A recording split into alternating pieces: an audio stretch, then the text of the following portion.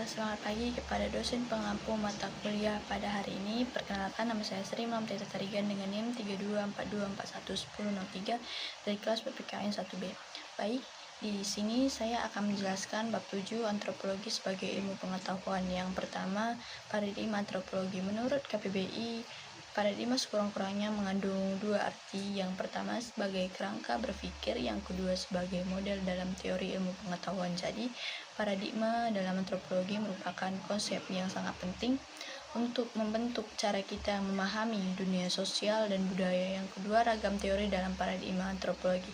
Ada beberapa contoh paradigma yang dalam antropologi. Yang pertama sebagai evolusionisme klasik, yang kedua sebagai diffusionisme, yang ketiga sebagai partikularisme historis, yang keempat struktur fungsionalisme, yang kelima antropologi psikologi, yang keenam pluralisme yang bertujuan materialisme dialektis, yang ke-8 kultur materialisme atau materialisme budaya, yang ke-9 ada antropologi simbolik.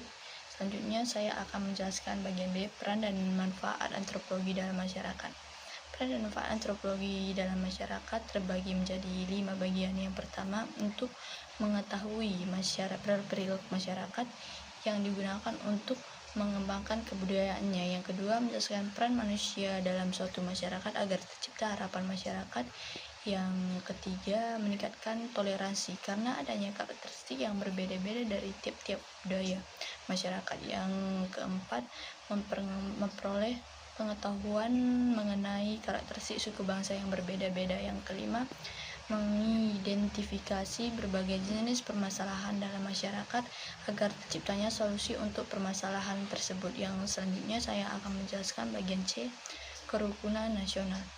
Yang pertama, konsep kerukunan nasional. Pengertian dari kerukunan secara harfiah dapat diartikan sebagai fondasi untuk hidup damai yang terbentuk dan dilakukan oleh masyarakat dalam menghadapi gejala sosial. Yang kedua, bentuk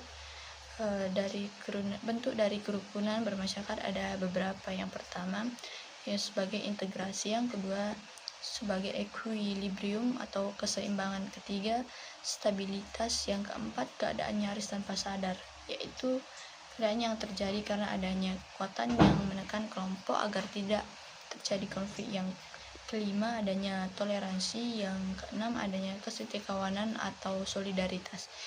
Yang ketujuh, adanya keteraturan. Yang ke-8, adanya kedamaian. Ke-9, adanya kohesi, yang dimana kohesi merupakan kebutuhan dasar dari masyarakat. Yang ke-9, yang adanya kompromi. Dan yang ke-10, adanya harmoni, yaitu keadaan yang menunjukkan adanya perbedaan sosial budaya namun bersifat serasi yang mengedepankan nilai-nilai kemanusiaan atau bisa disebut toleransi.